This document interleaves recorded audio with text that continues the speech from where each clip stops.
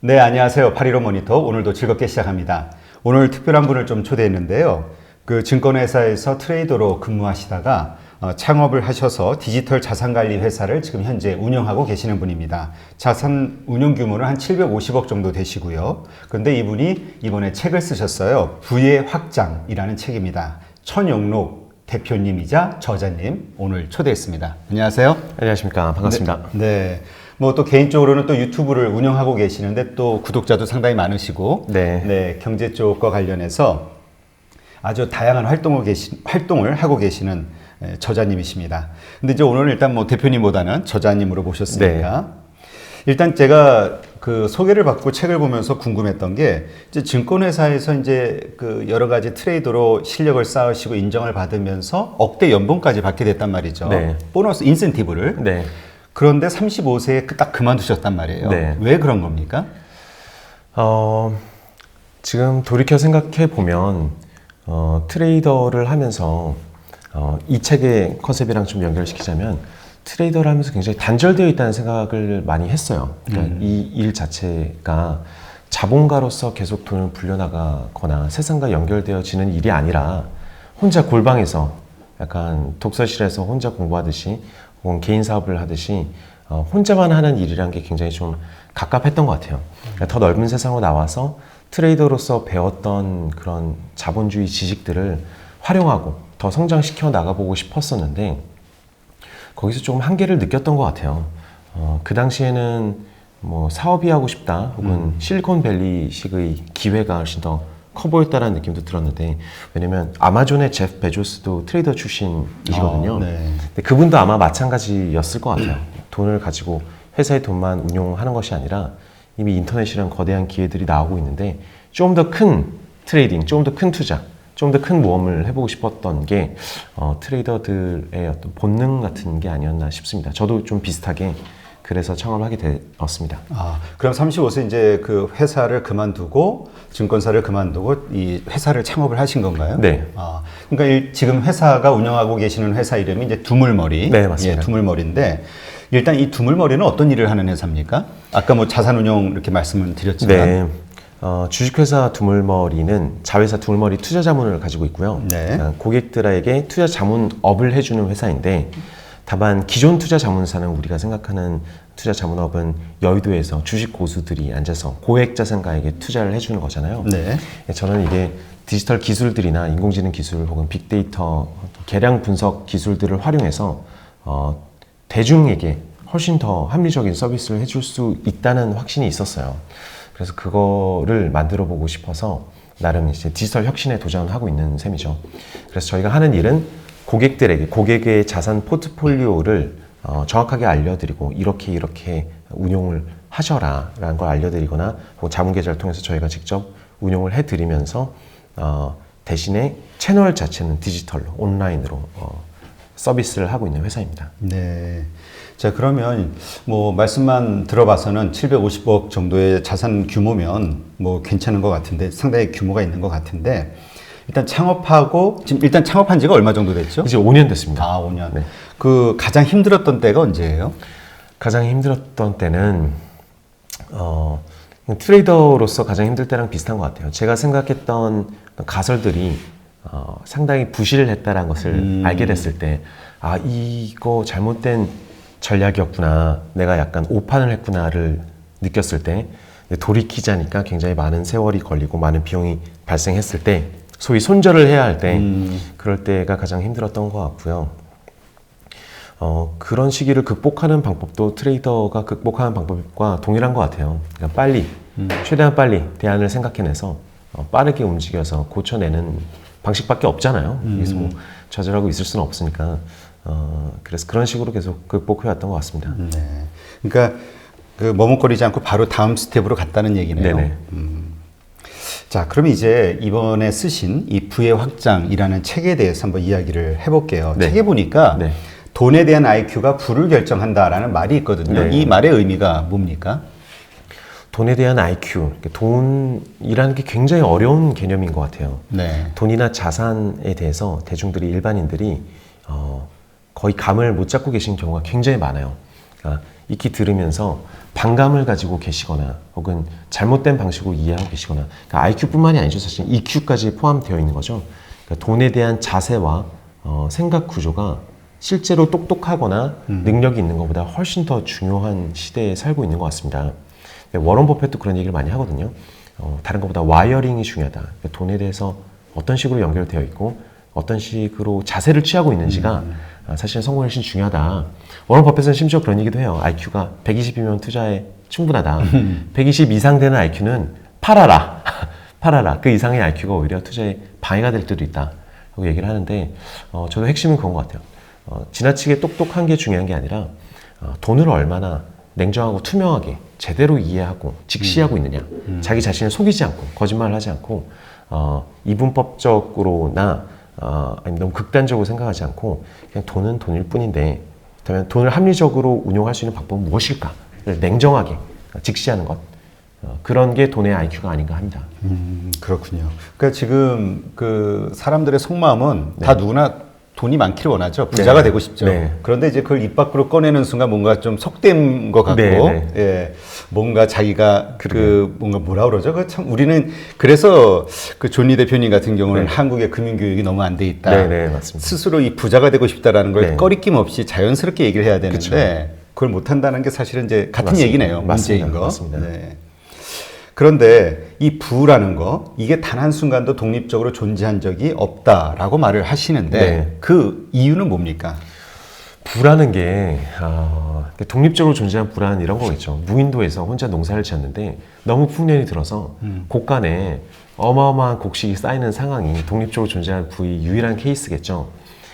나머지 부라는 것들은 결국 다른 사람과 교환하는 교환 수단으로서 이 부가 모인 거예요. 그죠? 그러니까 부라는 게 욕심쟁이여서 부가 모인 것이 아니라 누군가에게 어떤 좋은 서비스를 해주고 있고 그런 인과관계가, 그런 역사가 쌓여왔기 때문에 부가 내 손안에 잠시 머물지 않겠습니까?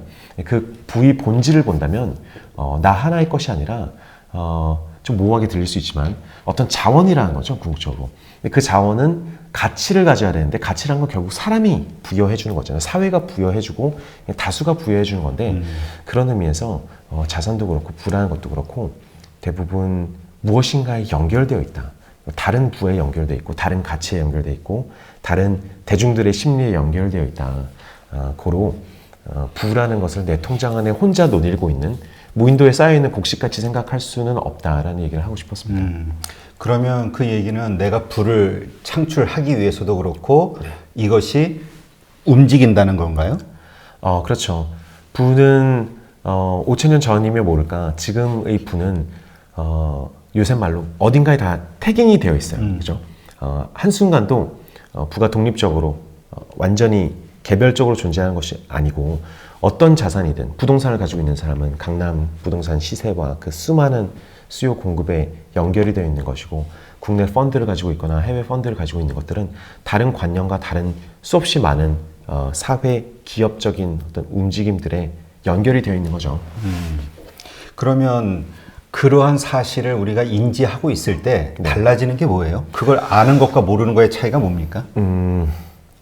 저는 많은 분들이 너무 돈을 단절적으로 생각하고 극단적으로 생각하거나 무지하게 생각한다라는 생각에서 시작했어요. 그러니까 연결되어 있고 이게 황금 만능주의처럼 내 손 안에 있는 어떤 황금이라는 생각보다는 결국 다 남에게 좋은 일을 시킬 수 있고 남이 좋은 일을 하는 것에 응원을 해줄 수 있는 것이 또 투자인 것이고 그렇게 촘촘하게 왜 이런 말씀을 드리냐면 물질 만능주의를 싫어하는 사람들 중에 가장 멋있는 사람들이 보면은 사회를 사랑하고 정치를 사랑하고 지식을 사랑하고 약간 사회 엘리트적인 이런 사고를 가지고 있어요.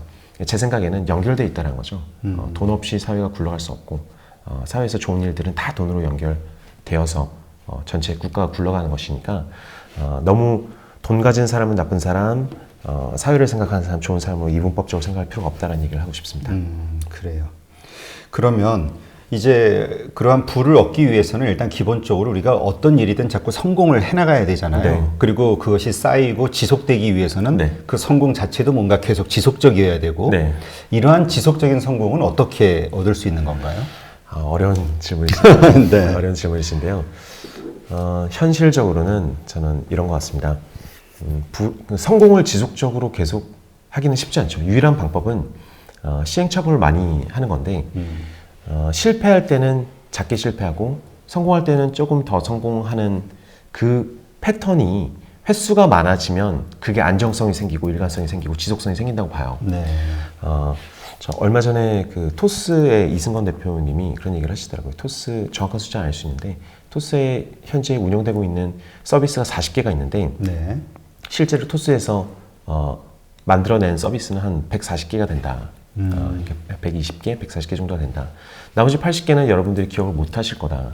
왜냐하면 실패해서 빨리 끊어냈기 때문에. 즉 그 얘기나 아마존의 얘기나 다 마찬가지인 것 같아요. 실패는 크게 실패하지 않게 하지만 지속적으로 실패하는 횟수가 안정화되게 만들고 성공하는 것들이 충분히 성공하게 만드는 그 밸런스를 만드는 게 중요하지 실패를 단 한 번도 안 하려고 하면은 애초에 그 균형점을 잡지를 못하는 거죠. 네, 그렇군요. 자, 그러면 그 책에서는 세상을 이해하는 현미경이 돈이다라고 네. 이야기를 하고 있거든요. 예, 이유는 뭔가요? 현미경이나 망원경이나 이제 렌즈라고 표현할 수 있는 게 저는 이렇게 생각해요. 숲에 보면 예전에는 나무 하나가 혼자 자란다라고 생각을 했었는데 지금은 숲을 보면은 밑에 그 어떤 미생물들이 연결망을 만들어서 어떤 나무가 그 숲에 있는 1km, 2km 밖에 있는 나무에게도 정보를 전달한다고 그래요. 그래서 현미경으로 바라보면은 그 숲이라는 것이 어마어마하게 복잡하고 유기적으로 연결되어 있는 생물체더라. 한쪽 나무가 질병이 걸리면 4km, 5km 밖에 있는 나무에게까지 조심해라. 질병이 닥쳤다라는 시그널을 보내듯이 돈도 마찬가지인 것 같아요. 돈이 세상을 연결해주고 있는 그런 미생물이고 모든 가치, 우리가 좋아하고 슬퍼하고 분노하고 뭐 갈망하는 모든 것들의 어떤 상징체이잖아요. 돈을 통해서 그것이 전달이 되고 교환이 되는 거잖아요. 그래서 돈을 이해하지 않으면 현재 자본주의 구조를 이해하기 너무 힘들다. 너무 힘들다. 그렇죠. 근데 우리가 돈을 이해한다라는 거, 네. 그러니까 이거에 대한 말이 네. 좀 구체적으로 보면 네. 돈을 이해한다는 것은 뭐를 안다는 게 될까요? 저는 엄밀히 얘기해서 돈이라기보다는 네. 자산이라고 생각해요. 자산. 돈은 이제 화폐로서 교환 가치의 상징일 뿐이고 자산을 이해해야 되는데 자산이 무엇이냐 물어보면은 모르시거나 생각 안 해보신 분이 너무 많으시더라고요. 물론 우리가 사전적으로 얘기한 자산은 현금, 캐시플로우가 발생할 수 있는 우리가 공장을 떠올렸을 때 나오는 게 자산이죠. 네. 내가 가지고 있으면 거기서 매년 뭐 500만 원이 나오고 600만 원이 나오고 1억짜리인데도 5%, 6%, 10%가 돈이 계속 흘러나오는 딱 그것만이 자산이라고 할 수 있어요. 사전적으로는. 왜냐면 재물 자자에 생산을 한 산자잖아요. 재물을 생산해내지 않은 자산이 아닌 거죠. 예컨대 골동품을 가지고 있으면은 골동품이 가격이 아무리 올라도 재산을 생산해내지 않기 때문에 자산이라고 안 부를 수도 있어요. 그냥 사전적으로는. 근데 그런 자산 중에 우리가 제 책에서 특히 강조하는 부분은 유형자산만이 있는 게 아니다. 다들 아는 얘기인데요. 유형자산만 돈만 집만 있는 것이 아니다. 엄밀히 이야기하면 세상에는 누구나 타고나는 무형자산들이 더 많다. 예를 들어서 가장 대표적으로 얘기하는 게 신용입니다. 신용. 똑같이 100만 원을 가지고 있는, 똑같이 1억을 가지고 있는 사람 중에 한 사람은 10억을 빌릴 수 있고 50억을 빌릴 수 있고 토스 이승건 대표님은 1000억, 뭐 2000억을 빌릴 수 있는 그런 신용을 만들어냈어요. 어떤 방식으로든. 유형자산 있건 없건을 떠나서요. 어떤 사람은 단돈 50만 원도 빌리지 못해요. 그죠? 너무 신용이 바닥이 나서요. 자본주의에서 제가 봤을 때 가장 공평한 부분은 신용인 것 같아요. 누구나 태어날 때 부모님이 조금 도와주는 신용도 있겠지만 누구나 자기 신용에 대해서는 책임을 질 수 있거든요. 그죠? 한 30, 40 정도가 됐을 때 남들보다 많은 신용을, 많은 레버리지를 일으킬 수 있는 레퓨테이션, 평판을 쌓을 수 있는 것만큼은 누구에게나 거의 공평하게 왔는데도 아주 많은 사람들이 자기 신용을 헌신짝 버리듯이 낭비하죠. 왜냐하면 그게 자산일 거라는 생각을 못하는 겁니다. 나중에 그게 돈으로 이어질 수 있다는 생각, 그것도 굉장히 많은 돈으로 캐시플로우로 이어질 수 있다는 생각을 안 하고 사는 거죠. 신용뿐만이 아니라 자산의 관점으로 봤을 때는 뭐 네트워크도 굉장히 중요한 무형 자산일 것이고요. 그러니까 우리가 흔히 약간 뽀송뽀송 애매모호하게 얘기하는 야, 그런 거 참 좋아. 예의도 좀 지키도록 하렴. 이런 것들이 자산의 관점에서 보면은 다 분명한 자산 가치가 존재한다고 저는 생각해요.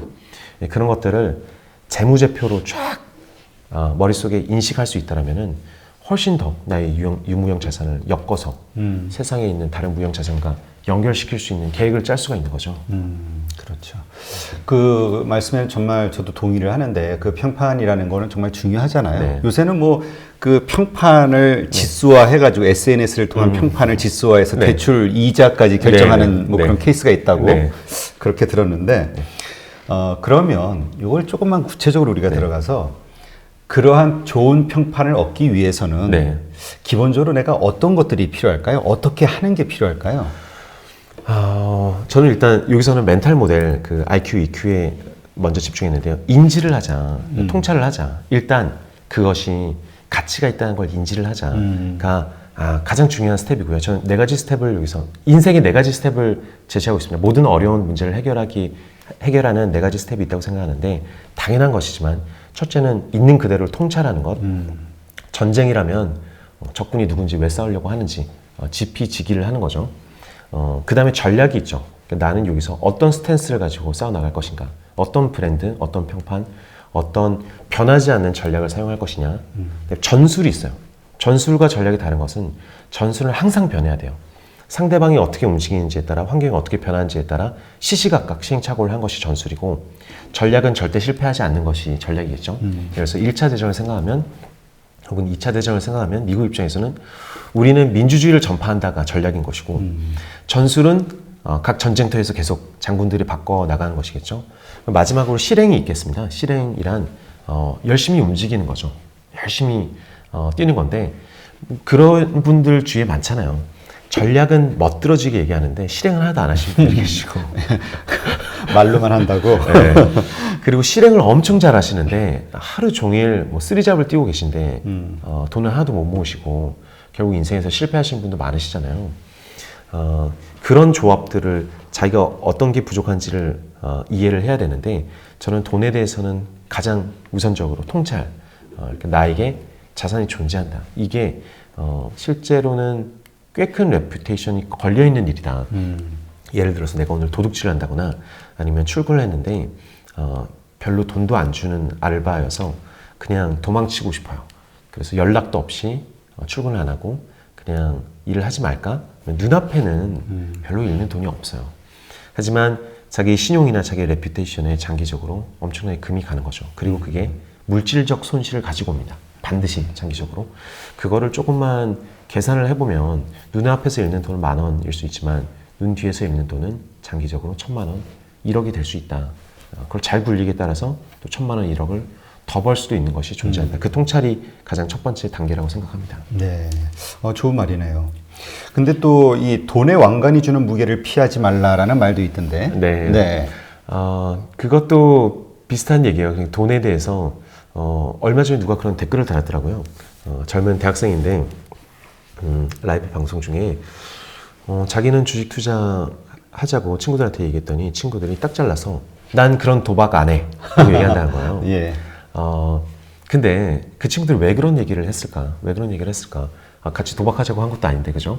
물론 그 친구가 실제로 굉장히 투기적으로 투자를 하고 있었을지는 저는 모르는 일이지만, 저도 어릴 때 그런 얘기 많이 들었거든요, 주위에서. 근데 사실 많은 사람들이 주식을 도박이라고 생각하는 분들이 많아요. 많죠. 예. 네, 맞습니다.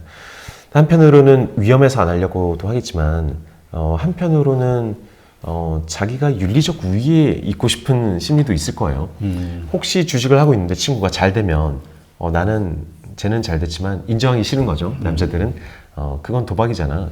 너 혼자 돈 많이 벌어라 라는 어떤 핑계를 만들기 위해서고 혹시 잘 안 되면 그것 봐라 도박하니까 잘못됐지. 그러니까 도박이나 황금 만능주의를 쫓으면 안 된다는 어떤 윤리를 쫓고 있는 것 같아요.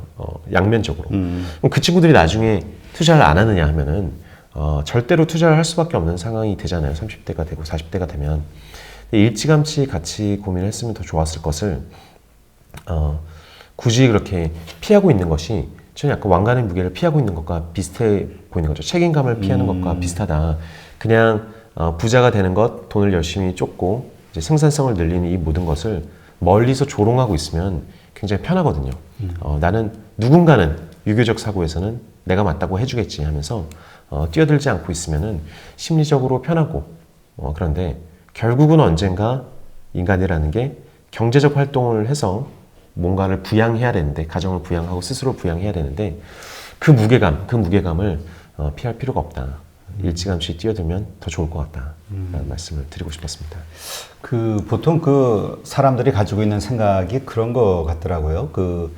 일단은 잘 몰라서 네. 하는 말들이 참 많은 것 같고 그리고 거기에는 지금 말씀하신 대로 정말 모르기 때문에 그냥 단편적으로 들은 정보들을 가지고 절대적으로 확증 편향에 빠져서 잘못 판단하는 경우들도 많이 있는 것 같고요. 근데 어쨌든 지금 우리 지금 사회가 저금리 시대고 저성장 사회이기 때문에 옛날처럼 저축만 가지고는 살 수 없다라는 말이 있거든요. 이거에는 동의를 하시나요? 그럼요. 근데 그거는 어찌 보면 당연한 얘기고요. 저축만 해서 살 수 없을 뿐더러 지금 더 위험한 거는 그러니까 기존의 재무설계사들이 얘기해주지 않는 앞으로 더 많이 대화되어야 된 것들은 근로만 가지고도 살기 힘든 세상이 된다는 거예요. 근로와 저도 투자를 종용하는 사람이지만 열심히 벌어서 저축은커녕 투자를 하더라도 그것만으로 어느 정도 경제에 다다르기 힘들다.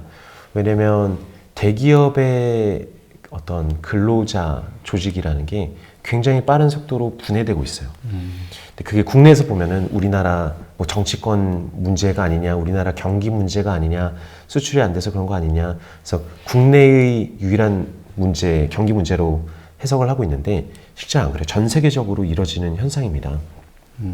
어떤 회사에서 평생 정규직을 보유하고 있을 가능성이 점점 줄어들고 있고요. 점점 지식 노동자, 그게 지금도 이런 유튜브 채널을 시작한 것에서부터 블로그가 됐건 책을 썼건 아니면 하다못해 뽑기 기계 하나를 길거리에 설치해서 몇십만 원 주고 설치해서 거기서 자본소득을 어떤 방식으로든 개개인들이 뿔뿔이 흩어져서 자기 목소리를 내고 자기 사업을 해나가야 되는 단계예요.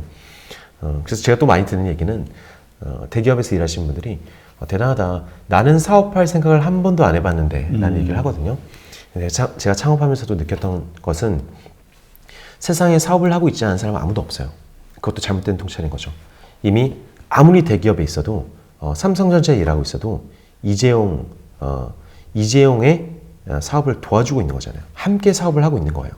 다만 말단으로서 그 사업에 참여하고 있는 거죠. 사업을 안 하고 있는 것이 아니라 모든 사람들이 돈을 벌고 있다는 것은 누군가의 사업에 참여하고 있다는 거죠. 사업과 자본주의의 구조를 이해하느냐 마느냐, 본인은 사업을 안 하고 있다고 부정하느냐 안 하느냐의 문제이고, 더 나가면 삼성전자 같은 대기업도 점차 가장 중요한 부서들을 외부 TFT로 자꾸 활용하게 됩니다. 그렇죠. 그게 스타트업 같은 조직이 되겠죠. 왜냐면 사내에서 100억, 200억 주고 만들 수 있는 프로젝트를 외부에서 다 만들어둔 걸 300억, 400억 주고 사는 게 훨씬 빠르거든요. 훨씬 빠르고 이 시대에 맞거든요. 그러면 외부에서 400억에 판 그 팀은 삼성전자 출신이었어도 다시 새로운 프로젝트를 해서 2번 실패하고 한 번 또 몇백억에 팔고 그거를 계속 반복하고 자본들도 그쪽에 투입되고 삼성전자도 내부에서 키우는 것보다 점점 외부에서 운용을 하도록 하겠죠.